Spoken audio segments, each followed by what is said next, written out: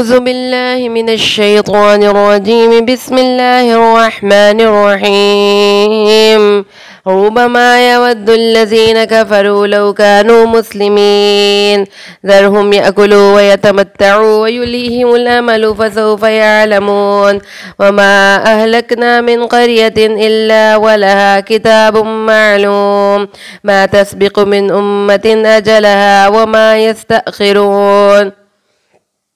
وقالوا يا أيها الذي نزل عليه الذكر إنك لمجنون لو ما تأتينا بالملائكة إن كنت من الصادقين ما ننزل الملائكة إلا بالحق وما كانوا إذا منظرين إنا نحن نزلنا الذكر وإنا له لحافظون.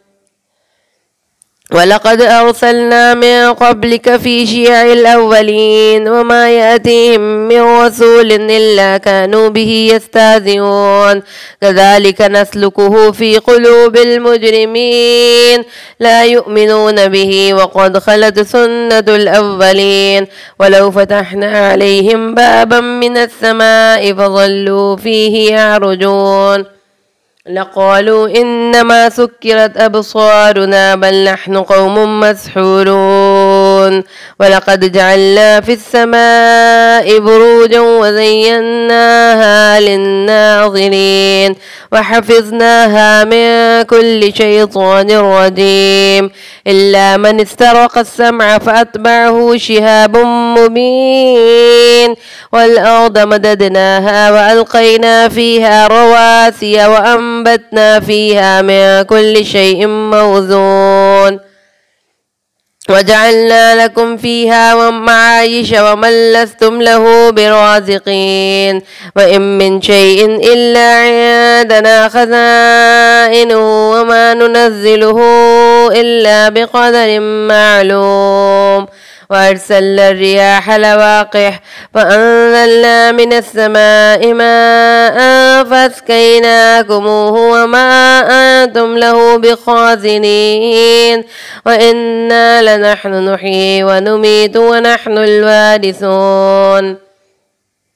ولقد علمنا المستقدمين منكم ولقد علمنا المستأخرين وإن ربك هو يحشرهم إنه حكيم عليم. ولقد خلقنا الإنسان من صلصال من حمأ مسنون والجن خلقناه من قبل من نار السموم. وإذ قال ربك للملائكة إني خالق بشرا من صلصال من حمأ مسنون وإذا سويته ونفخت فيه من روحي فقعوا له ساجدين فسجد الملائكة كلهم أجمعون إلا إبليس أبى أن يكون مع الساجدين قال يا إبليس ما لك ألا تكون مع الساجدين قال لم أكن لأسجد لبشر خلقته من صلصال من حمأ مسنون قال فاخرج منها فإنك رجيم وإن عليك اللعنة إلى يوم الدين قال رب فأنظرني إلى يوم يبعثون قال فإنك من المنذرين إلى يوم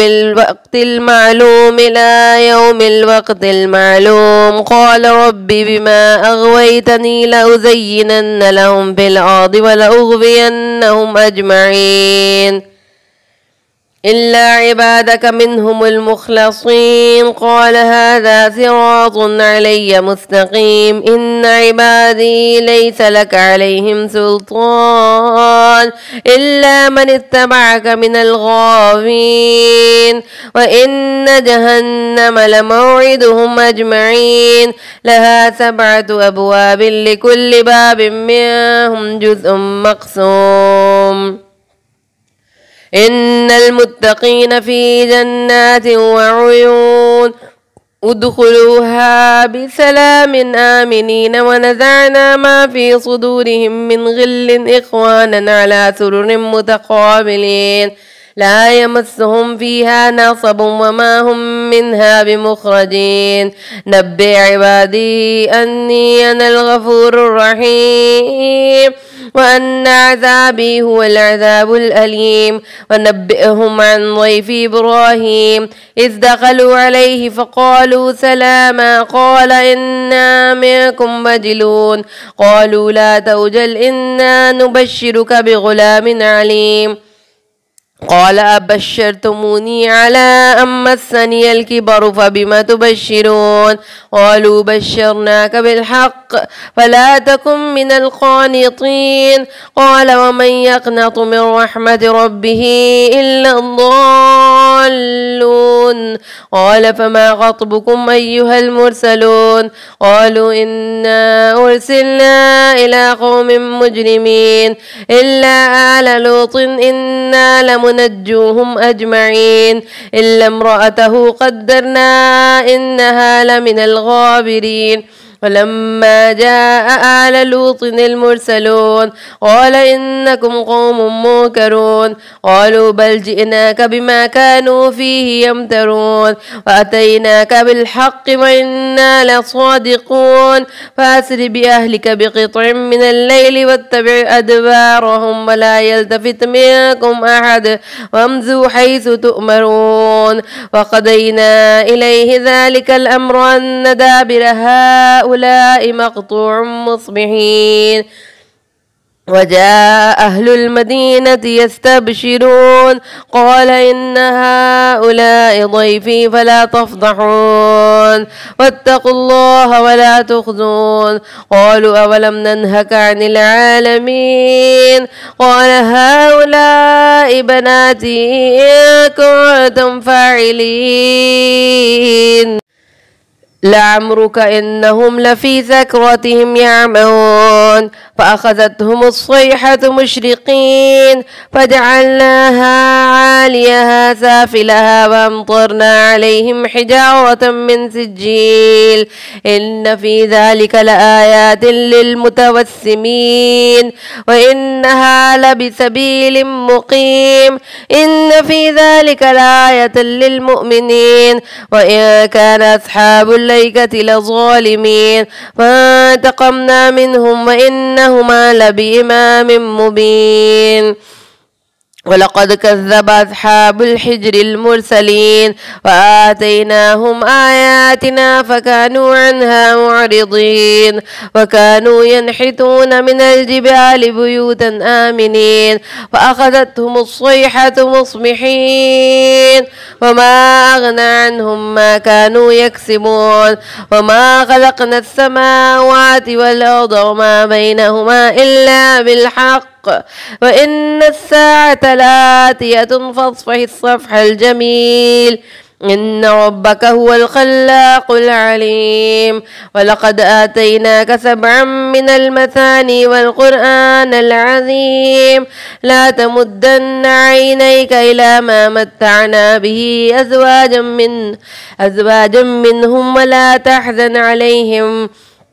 واخفض جناحك للمؤمنين وقل إني أنا النذير المبين كما أنزلنا على المقتسمين الذين جعلوا القرآن عظيم فوربك لنسألنهم أجمعين عما كانوا يعملون فاصدع بما تؤمر وأعرض عن المشركين إنا كفيناك المستهزئين الذين يجعلون مع الله إلها آخر فسوف يعلمون ولقد نعلم أنك يضيق صدرك بما يقولون وسبح بحمد ربك وكن من الساجدين واعبد ربك حتى يأتيك اليقين بسم الله الرحمن الرحيم أتى أمر الله فلا تستعجلوه سبحانه وتعالى عما يشركون ينزل الملائكة بالروح من أمره على من يشاء من عباده أن أنذروا أنه لا إله إلا أنا فاتقون خلق السماوات والأرض بالحق تعالى عما يشركون خلق الإنسان من نطفة فإذا هو خصيم مبين والأنعام خلقها لكم فيها دفع ومنافع ومنها تأكلون ولكم فيها جمال حين تريحون وحين تسرحون وتحمل أثقالكم إلى بلد لم تكونوا بالغيه إلا بشق الأنفس إن ربكم لرؤوف رحيم والخيل والبغال والحمير لتركبوها وزينة ويخلق ما لا تعلمون وعلى الله قصد السبيل ومنها جائر ولو شاء لهداكم أجمعين هو الذي أنزل من السماء ماء لكم منه شراب ومنه شجر فيه تسيمون ينبت لكم به الزرع والزيتون والنخيل والأعناب ومن كل الثمرات إن في ذلك لآية لقوم يتفكرون وسخر لكم الليل والنهار والشمس والقمر والنجوم مسخرات بأمره إن في ذلك لآيات لقوم يعقلون وما ذرأ لكم في الأرض مختلفا ألوانه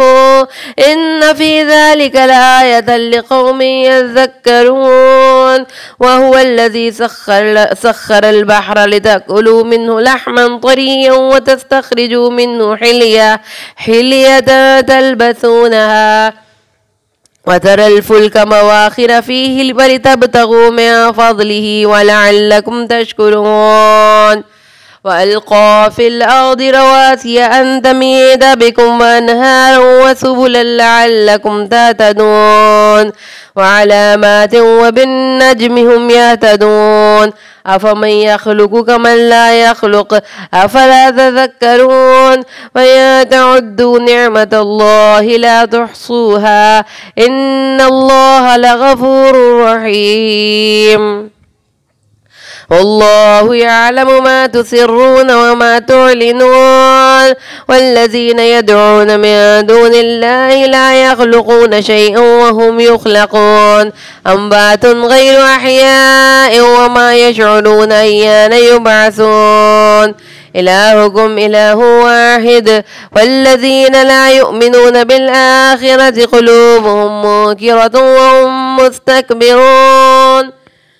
لا جرم أن الله يعلم ما يسرون وما يعلنون إنه لا يحب المستكبرين وإذا قيل لهم ماذا أنزل ربكم قالوا أساطير الأولين ليحملوا أوزارهم كاملة يوم القيامة ومن أوزار الذين يضلونهم بغير علم ألا ساء ما يزرون قد مكر الذين من قبلهم فأتى الله بنيانهم من القواعد فخر عليهم السقف من فوقهم وآتاهم العذاب من حيث لا يشعرون ثم يوم القيامة يخزيهم ويقول أين شركائي الذين كنتم تشاقون فيهم قال الذين أوتوا العلم إن الخزي اليوم والسوء على الكافرين الذين تتوفاهم الملائكة ظالمي أنفسهم فألقوا السلم ما كنا نعمل من سوء بلى إن الله عليم بما كنتم تعملون وادخلوا أبواب جهنم خالدين فيها ولبئس مثوى المتكبرين وقيل للذين اتقوا ماذا أنزل ربكم قالوا خيرا للذين أحسنوا في هذه الدنيا حسنة ولدار الآخرة خير ولنعم دار المتقين جنات عدن يدخلونها تجري من تحتها الأنهار لهم فيها ما يشاءون كذلك يجزي الله المتقين الذين تتوفاهم الملائكة طيبين يقولون سلام عليكم ادخلوا الجنة بما كنتم تعملون هل ينظرون إلا أن تأتيهم الملائكة أو يأتي أمر ربك كذلك فعل الذين من قبلهم وما ظلمهم الله ولكن كانوا أنفسهم يظلمون فأثابهم سيئات ما عملوا وحاق بهم ما كانوا به يستهزئون وقال الذين أشركوا لو شاء الله ما عبدنا من دونه من شيء نحن ولا آباؤنا ولا حرمنا من دونه من شيء كذلك فعل الذين من قبلهم فهل على الرسل إلا البلاغ المبين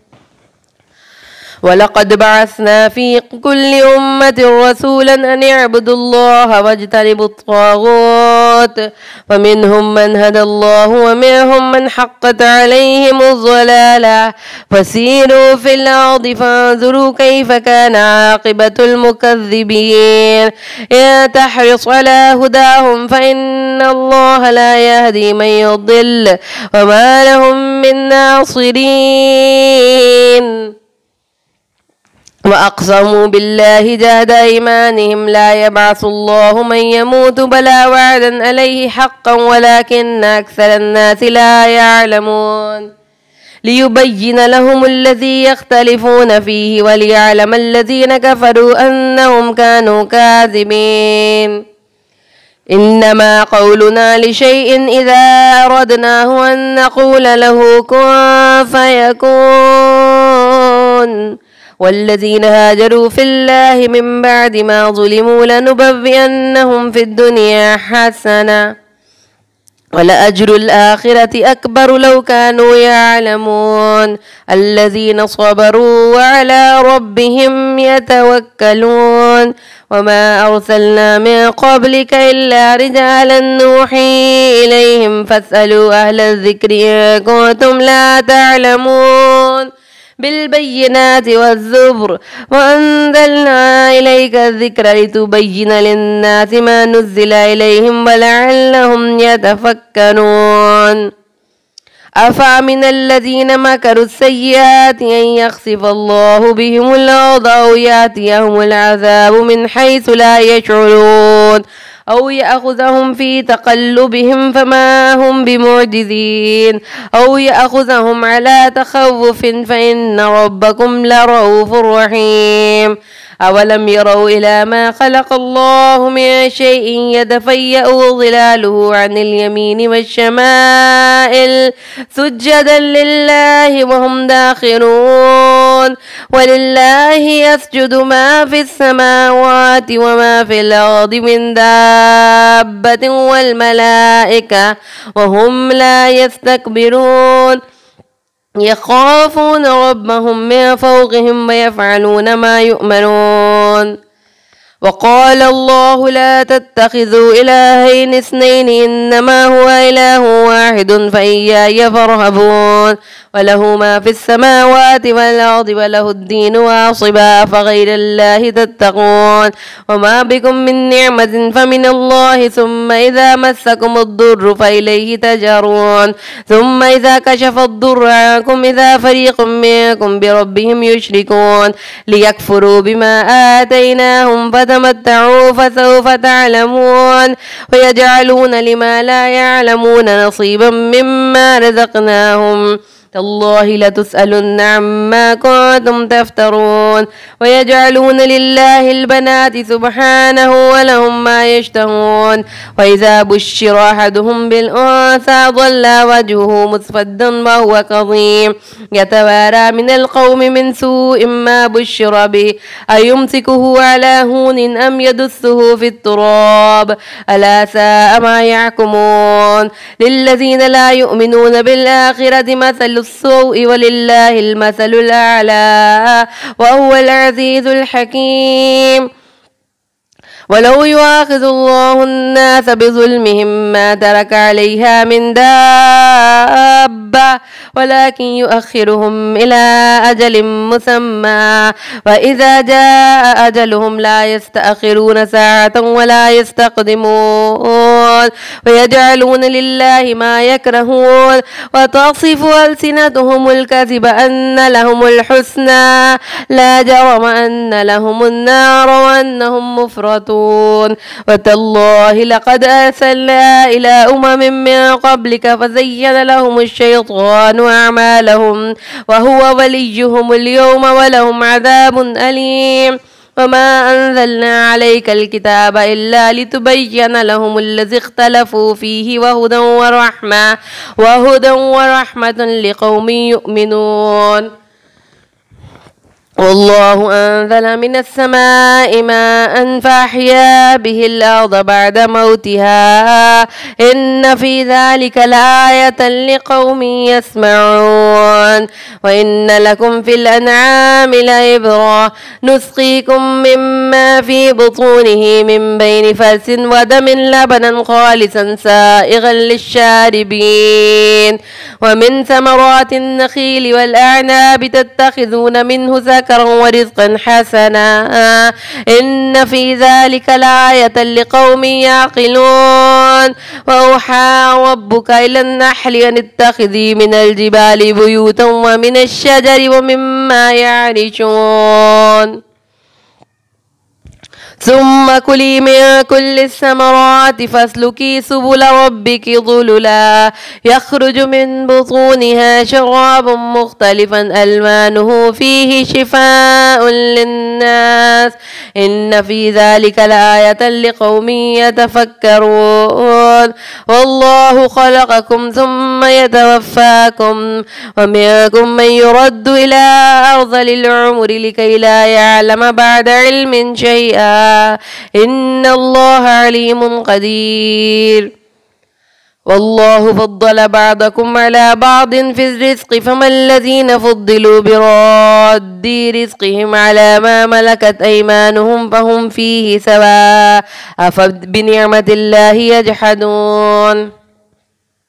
والله جعل لكم من أنفسكم أزواجا وجعل لكم من أزواجكم بنين وحفظا ورزقكم من الطيبات أفبالباطل يؤمنون وبنعمة الله هم يكفرون ويعبدون من دون الله ما لا يملك لهم رزقا من السماوات والأرض شيئا ولا يستطيعون فلا تضربوا لله الأمثال إن الله يعلم وأنتم لا تعلمون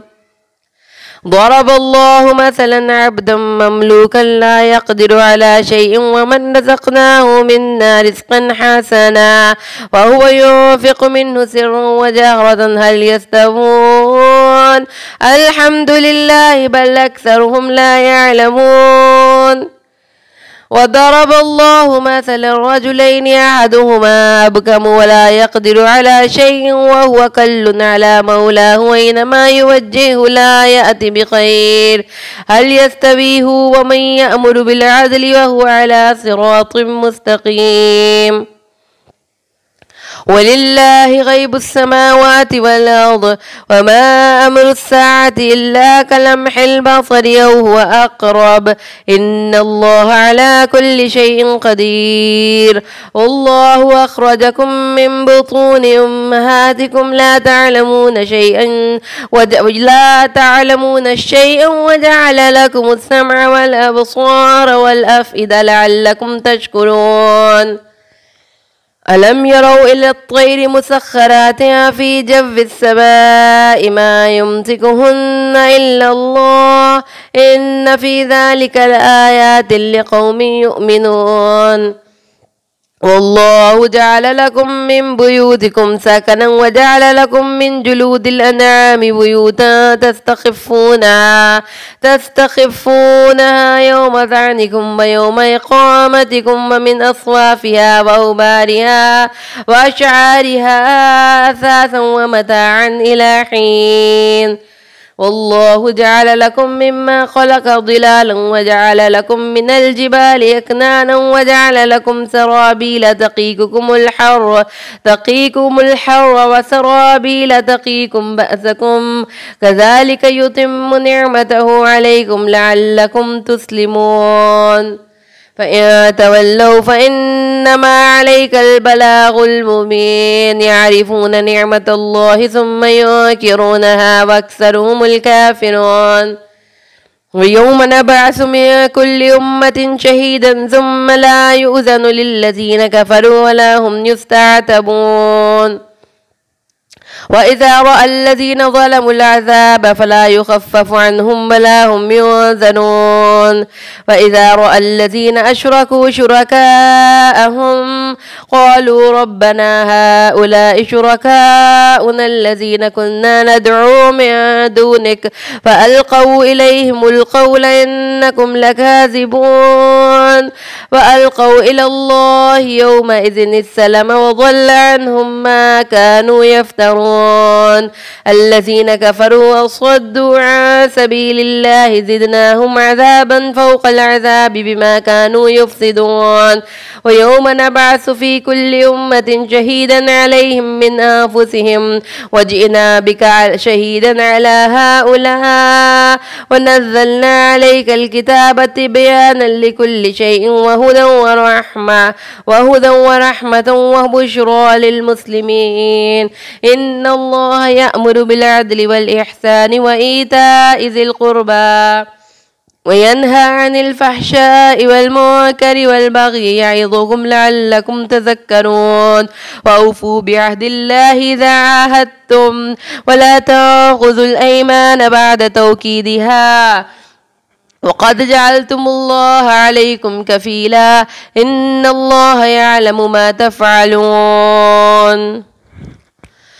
ولا تكونوا كالتي نقضت غزلها من بعد قوة أنكاثا وتتخذون من أيمانكم دخلا بينكم أن تكون أمة هي أربى من أمة إنما يبلوكم الله به وليبين لكم يوم القيامة ما كنتم فيه تختلفون ولو شاء الله لجعلكم أمة واحدة ولكن يضل من يشاء ويهدي من يشاء ولا تسألن عما كنتم تعملون ولا تتخذوا أيمانكم دخلا بينكم فتزل قدم بعد ثبوتها وتذوقوا السوء بما صددتم عن سبيل الله ولكم عذاب عظيم ولا تشتروا بعهد الله ثمنا قليلا إنما عند الله هو خير لكم إن كنتم تعلمون ما عندكم ينفد وما عند الله باق ولنجزين الذين صبروا أجرهم بأحسن ما كانوا يعملون من عمل صالحا من ذكر أو أنثى وهو مؤمن فلنحيينه حياة طيبة ولنجزينهم أجرهم بأحسن ما كانوا يعملون فإذا قرأت القرآن فاستعذ بالله من الشيطان الرجيم إنه ليس له سلطان على الذين آمنوا وعلى ربهم يتوكلون إنما سلطانه على الذين يتولونه والذين هم به مشركون وإذا بدلنا آية مكان آية والله أعلم بما ينزل قالوا إنما أنت مفتر بل أكثرهم لا يعلمون قل نزله روح القدس من ربك بالحق ليثبت الذين آمنوا وهدى وبشرى للمسلمين ولقد نعلم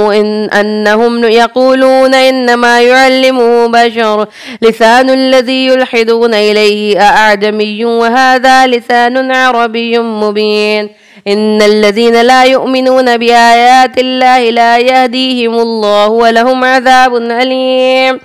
إنما يفتري الكذب الذين لا يؤمنون بآيات الله وأولئك هم الكاذبون ما كفر بالله من بعد إيمانه إلا من أكره وقلبه مطمئن بالإيمان ولكن من شرح بالكفر صدرا فعليهم غضب من الله ولهم عذاب عظيم ذلك بأنهم استحبوا الحياة الدنيا على الآخرة وأن الله لا يهدي القوم الكافرين أولئك الذين طبع الله على قلوبهم وسمعهم وأبصارهم وأولئك هم الغافلون لا جرم أنهم بالآخرة هم الخاسرون ثم إن ربك للذين هاجروا من بعد ما فتنوا ثم جاهدوا وصبروا إن ربك من بعدها لغفور رحيم يوم تأتي كل نفس تجادل عن نفسها وتوفى كل نفس ما عملت وهم لا يظلمون وضرب الله مثلا قرية كانت آمنة مطمئنة يأتيها رزقها رغدا من كل مكان فكفرت بأنعم الله فأذاقها الله لباس الجوع والخوف بما كانوا يصنعون ولقد جاءهم رسول منهم فكذبوه فأخذهم العذاب وهم ظالمون وكلوا مما رزقكم الله حلالا طيبا واشكروا نعمة الله إن كنتم إياه تعبدون إنما حرم عليكم الميتة والدم ولحم الخنزير وما أهل لغير الله به ومن اضطر غير باغ ولا عاد فإن الله غفور رحيم ولا تقولوا لما تصف ألسنتكم الكذب هذا حلال وهذا حرام لتفتروا على الله الكذب إن الذين يفترون على الله الكذب لا يفلحون متاع قليل ولهم عذاب أليم وعلى الذين هادوا حرمنا ما قصصنا عليك من قبل وما ظلمناهم ولكن كانوا أنفسهم يظلمون ثم إن ربك للذين عملوا السوء بجهالة ثم تابوا من بعد ذلك وأصلحوا إن ربك من بعدها لغفور رحيم إن إبراهيم كان أمة قانتا لله حنيفا ولم يك من المشركين شاكرا لأنعمه اجتباه وهداه إلى صراط مستقيم وآتيناه في الدنيا حسنة وإنه في الآخرة لمن الصالحين ثم أوحينا إليك أن اتبع ملة إبراهيم حنيفا وما كان من المشركين إنما جعل السبت على الذين اختلفوا فيه وإن ربك ليحكم بينهم يوم القيامة فيما كانوا فيه يختلفون ادع إلى سبيل ربك بالحكمة والموعظة الحسنة وجادلهم بالتي هي أحسن إن ربك هو أعلم بمن ضل عن سبيله وهو أعلم بالمهتدين وإن عاقبتم فعاقبوا بمثل ما عوقبتم به ولئن صبرتم لهو خير للصابرين واصبر وما صبرك إلا بالله ولا تحزن عليهم ولا تك في ضيق مما يمكرون إن الله مع الذين اتقوا والذين هم محسنون صدق الله العظيم.